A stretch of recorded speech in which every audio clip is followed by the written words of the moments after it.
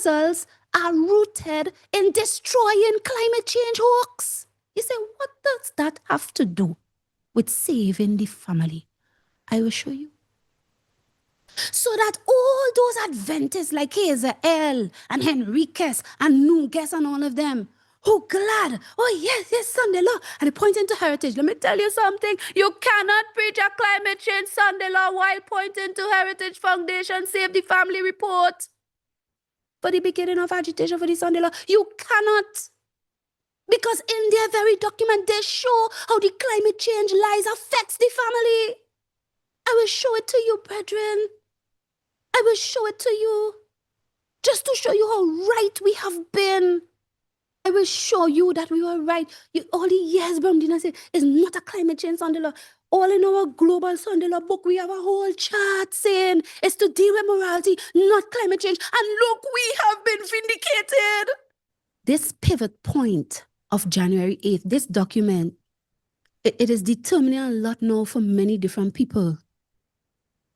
Because you see, all of them, one thing, they have to acknowledge the Thusians were right. Those who had interaction with us. Because none of them can come and sell no climate change Sunday law, no green Sunday law, no Earth Day Sunday law, no environmental Sunday law, no while holding on to heritage. So hello, any of you out there who want to boast, oh yes, we call it first Sunday law coming. James Bowen, I'm speaking to you too. Please understand. I know you're a researcher. If you read Heritage, you would know you have to drop the climate change Sunday law thing, which you agreed with Andy Roman on as well. Drop it. Because you can't hold the two together. They're incompatible. And I will show it to you. Incompatible. And this is what we were saying. Now, before I go to Sunday, let's just look at this issue. Heritage Foundation proposes to destroy climate change hoax. Now, what does family and building back and restoring family have to do with climate change?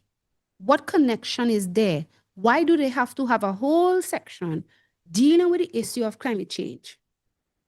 And I could tell you, it covers, let me see, I think it is page 44. It covers page 44 to 46 in the document. Right, 44 to 46. But there's this small paragraph over here first that I will read, and then we go to 44 to 46. The paragraph reads like this. These perverse incentives set in just as many influential voices, branded marriage as oppressive, and labeled children as burdens rather than blessings. So we begin to see there are those who are pushing the view that having children was burden rather than blessings. This is what they're saying. And labeling marriage as oppressive. Now look how they're going to begin to touch on who they are fighting against. For half a century, radical environmentalists have portrayed humans as a threat to the planet. Are you beginning to see? Are you beginning to see? If I want to restore the family, this is what Heritage is saying, I cannot have friendship with policies that view having family, growing children as a burden to the environment, as a threat to the planet. For half a century, radical environmentalists have portrayed humans as a threat to the planet and called for population control as the solution. Quote unquote, population growth, people are told, quote, threatens environments at global, national, and regional scales, end quote. This message has only become more strident in recent years. Dennis Meadows of the Club of Rome warns ominously that he hopes the, quote, necessary pruning of the world's population down to 1 billion people can, quote, occur in a civil way.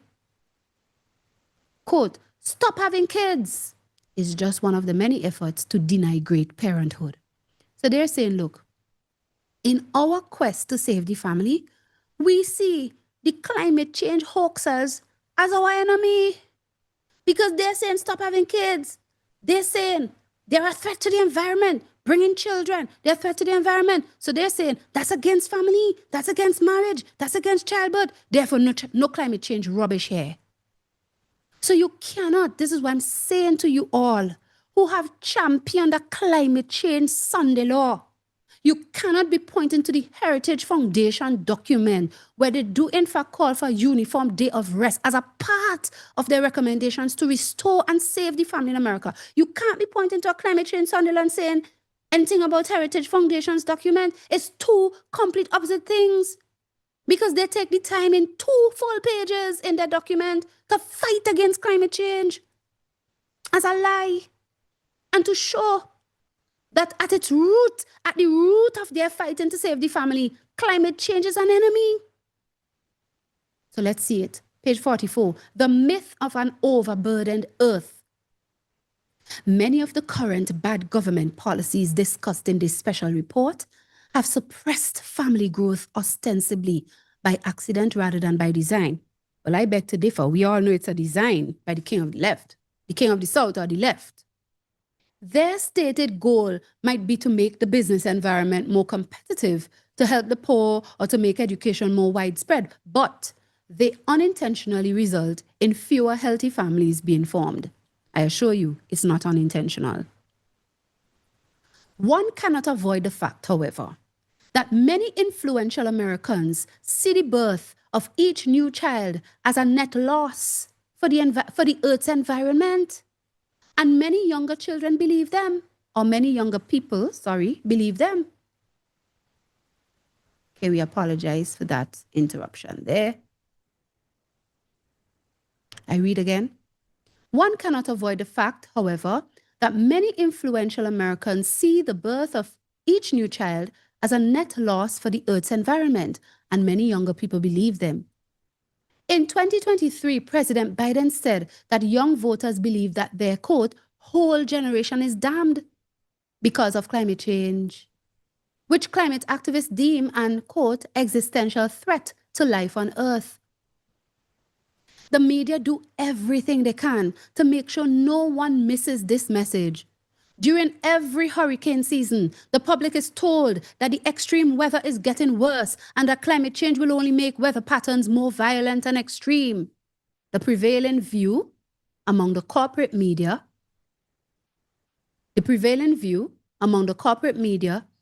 is that the world must keep global warming from rising above 2 degrees Celsius relative to pre-industrial temperatures, lest the planet carrying over a climate cliff.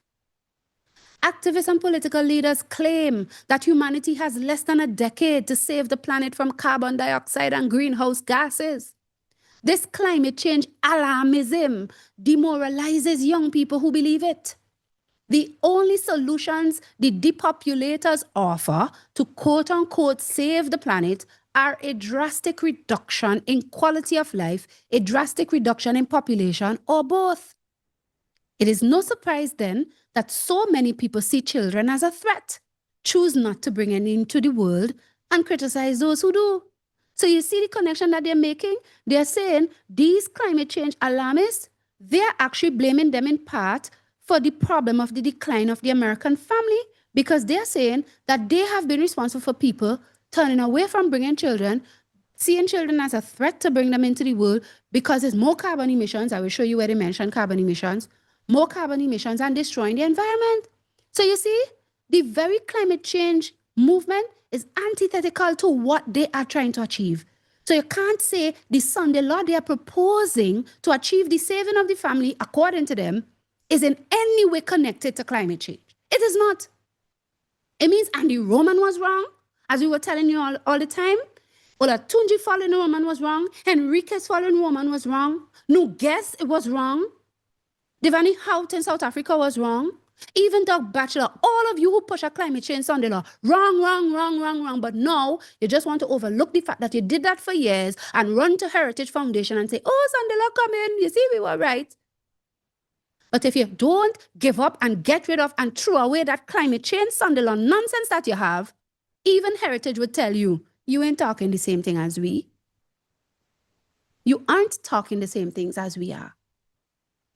And the only one in this matter in those major groupings there who were talking all the years, the only one in this matter who was right consistently because of sticking to scriptures, because of sticking to Sister White who showed the issue will be to deal with morality. The issue will be to deal with the judgments of God in the land, not climate change. The only one who was right was Thusia Seventh, the Adventist Church.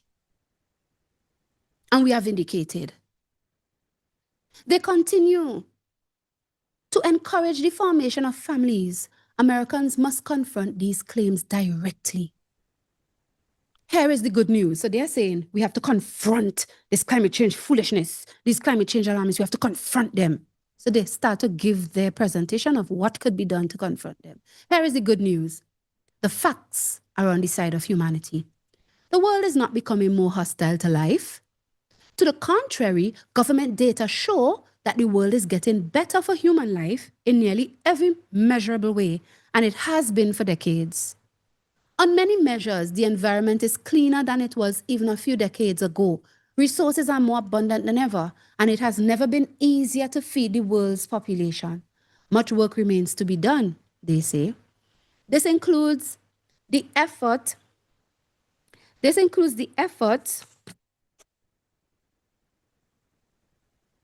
to support freedom, property rights, and prosperity in the underdeveloped parts of the world. Go to the next slide. The technologies that have made this possible may have downside effects on health independent of climate change that need to be addressed. For instance, local environments may play a role in the rise in chronic diseases, including autoimmune disorders and food intolerances. But none of these concerns relate to carbon dioxide in the atmosphere. So they're saying the problem is not the release of carbon. The problem is not carbon emissions. There are other things like toxins in the environment. I imagine like things like glyphosate and all these other things that they putting out in chemtrails. But the problem is not carbon dioxide in the atmosphere. That is what they're saying. Moreover, fixation on carbon dioxide could very well distract from addressing such problems. Globally, human beings are releasing more greenhouse gases than ever before, but models have predicted far more warming than is observed in the real world. In other words, they're lying to us, telling us, oh, the world is so hot and getting hotter, and it will cause more hurricanes, etc. But their predictions is way more than what is observed in the real world. Moreover, contrary to model predictions, hurricanes and other extreme weather events are not growing more deadly or more common. No, these things that they're saying, brethren, I have played videos with scientists saying the same thing. It is the truth. The climate change hoaxers, the climate change alarmists are liars of globalists. And that is who they are pushing against. And they are saying they are only seeking to destroy the family with this climate change alarmism. And the things that they are basing their alarmism on are lies. That's what Heritage is saying.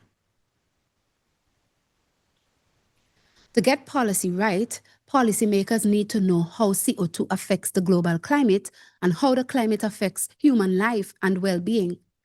Open questions involving the scientific details remain, but the following is known. They're saying this is what we know. 1, human beings have never been safer from climate-related threats.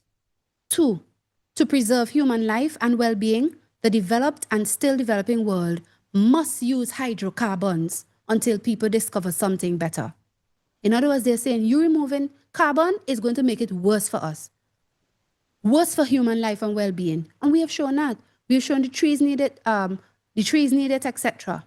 Right? They say, 3, when it comes to hazardous bulk pollution and acute disease, the environment in the US is much cleaner than it was even a few decades ago.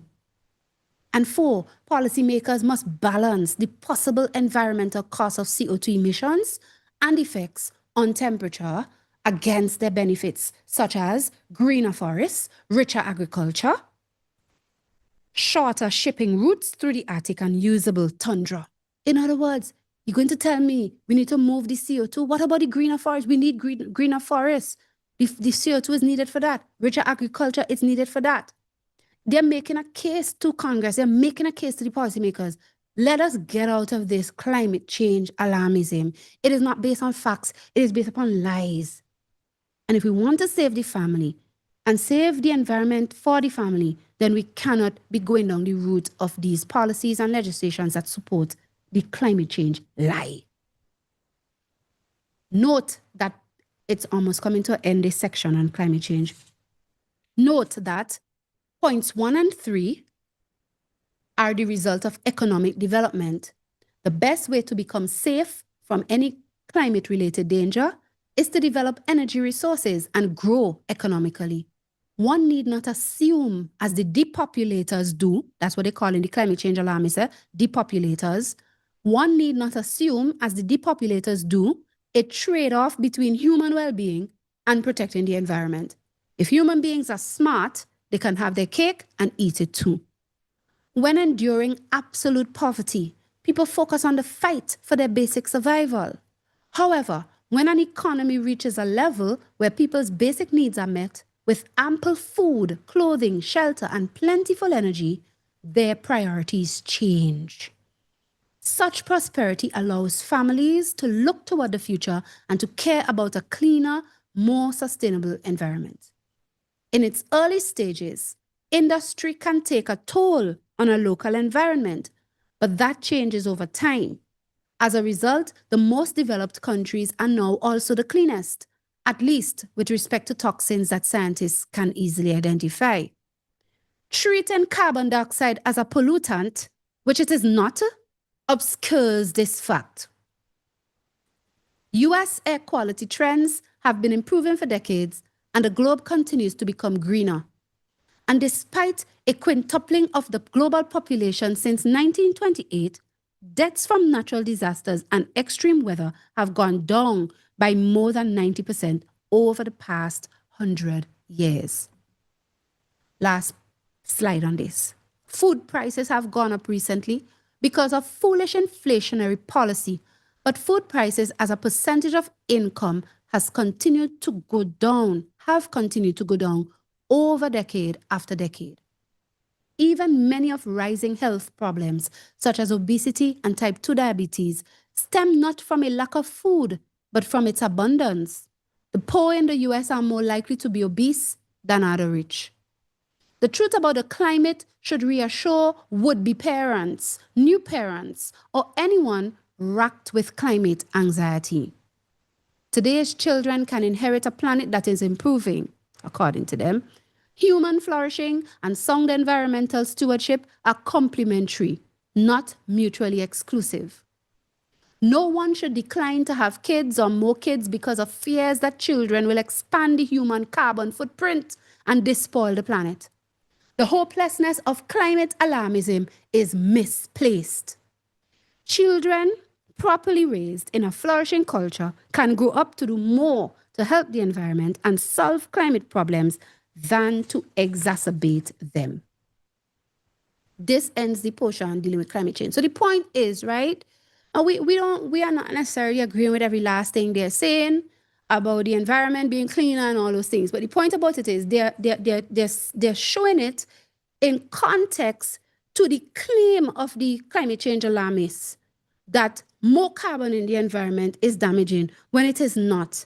And they're saying, if we are going to save the family, we cannot have these climate alarmism notions affecting our policies, affecting our legislature. We have to debunk them by showing the truth about the climate. That would encourage and reassure parents, would-be parents, new parents, that it's okay to grow your family. It's okay to get married and have children because they're not going to be a burden on the climate, as these liars have said. That is essentially what they are saying. We had said that to you before repeatedly, and we have it in our Global Sunday Law book too. We have said repeatedly, they will come and argue for Sunday Law to deal with morality, not climate change. And we showed you Heritage is doing that, and we showed you Sister White said they would do it. Watch, look at another quotation from Sister White on the issue of morality, where they will say Sunday needs to be enforced to address the global deterioration of morality. Great Controversy, page 590, 591. Great Controversy, page 590, 591. The miracle working power manifested through spiritualism. You hear me? The miracle working power manifested through spiritualism will exert its influence against those who choose to obey God rather than men.